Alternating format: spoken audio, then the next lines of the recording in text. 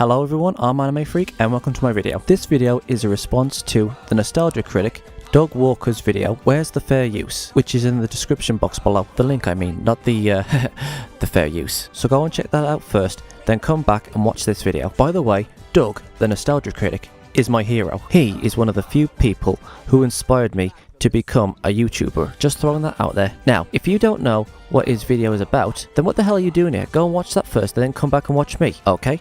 Let's start. As many of you know, there are people on YouTube who create videos like reviews, top 10s, abridged series, parodies, or anything like this.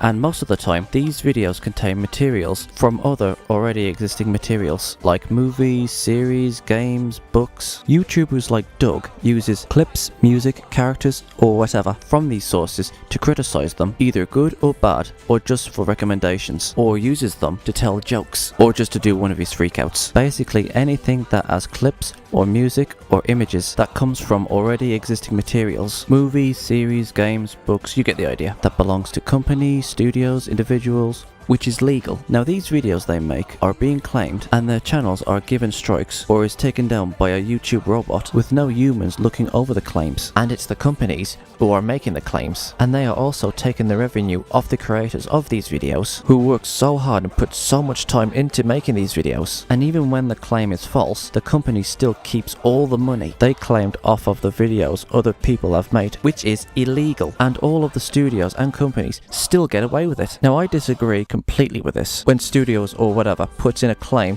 on these videos, reviews and so on, it's thanks to these people who create these videos I watch or own the stuff they reviewed. Giga UK, Anime America, Glass Reflection, Bob Samurai, The Anime Man, a friend of mine named Brainjar, and so on and so on. There is so many of them out there, and yes, these are all anime reviewers, but it's thanks to them I watch the shows they reviewed. But it's not just anime reviewers I watch. I also watch other series like Team 4 Star, Animation Rewind, Screw Attack, Channel Awesome's reviewers like Spoonie, Linkara, Cinema Snob, Angry Joe, Brainy, and many more of those good people. And of course, the nostalgia critic. It's all thanks to Doug I got into Avatar The Last Airbender, and before I even got into the series, only just by looking at the images where they made their silly faces, like an idiot, I judged a book by its cover and thought it was just some silly cartoon. But when I saw Doug's top 11 greatest and worst Avatar episodes, yeah, I spoiled myself by watching that video, so I thought, oh why not, I'll give it a go. And when I first watched it, jeez Lou freaking wheeze, I was missing out on something good, and I'm glad I watched it. And Avatar introduced me to now one of my favourite characters, Azula, which I hope gets a happy ending in the comics. In fact, I own all the DVDs and all the released comics to Avatar The Last Airbender, so you can thank Doug Walker for getting me into Avatar. Doug, thank you very much for getting me into Avatar. You made a fan out of me. Now, let's have a look at two channels called Screw Attack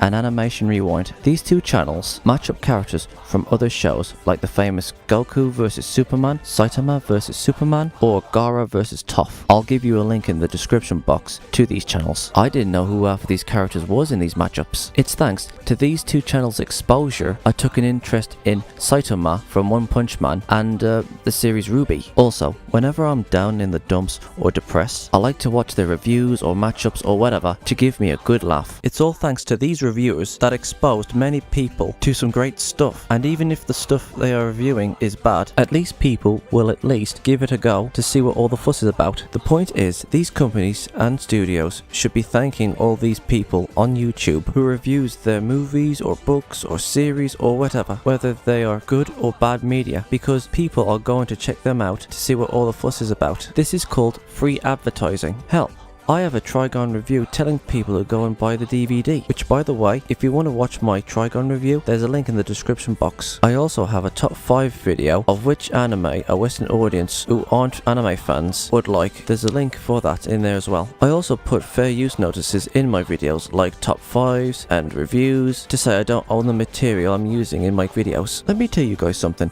After watching many reviewers' videos like the Nostalgia Critic, Cinema Snob, Glass Reflection, Gigi UK, and so on and so forth. I wanted to be like these guys. These people changed my life for the better, so I decided I wanted to have my own YouTube channel. I wanted to be like these guys, and I can see they were having so much fun making their videos, and that's when I decided I wanted to have my own channel. But it took me a year to be brave enough to start, because I was afraid that I would be wrongly accused of copywriting. But after a year of making unboxing videos, I started my channel with my very first top 5 anime for a Western audience, where I used clips and talked in it. And let me tell you something, it was odd for me at first, but after making 15 videos, I had a huge confidence boost. I have had a few claims before for my Trigon review and my top 5 video, so I do understand how that feels. I have a friend called Brainjar. I'll give you a link to his channel. His work's good, check him out. He's had the same problem with AF17's, which is notorious among anime reviewers. Anime America has also had problems with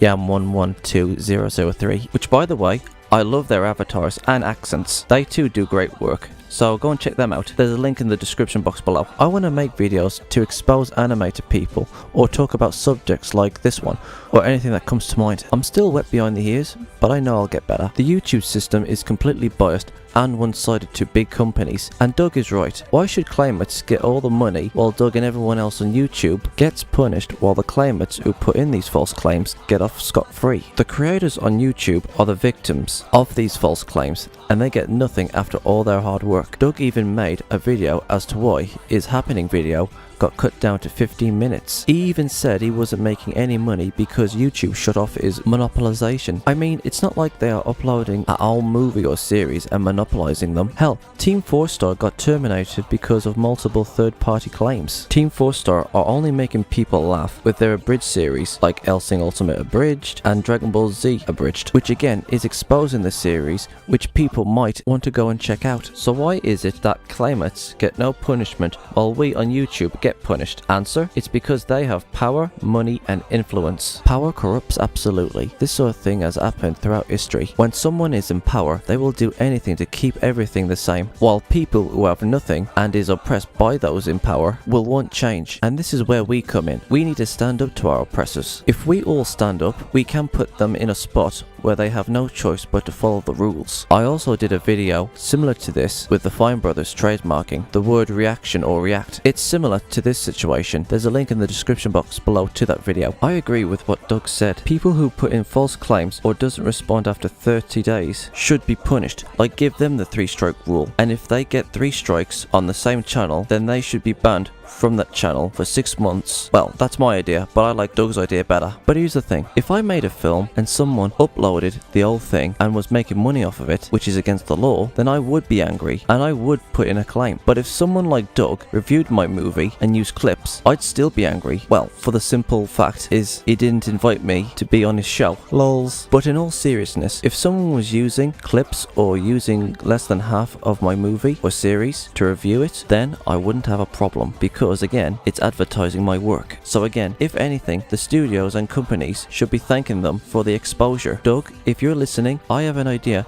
for a review you can do. Please review Animal Farm. It suits the situation that we YouTubers are in. Animal Farm. Go check it out. Guys, share this information and get the word out. Let's fight the power. I'm Anime Freak 17. Will you let them steal your freedom? Where's the fair use?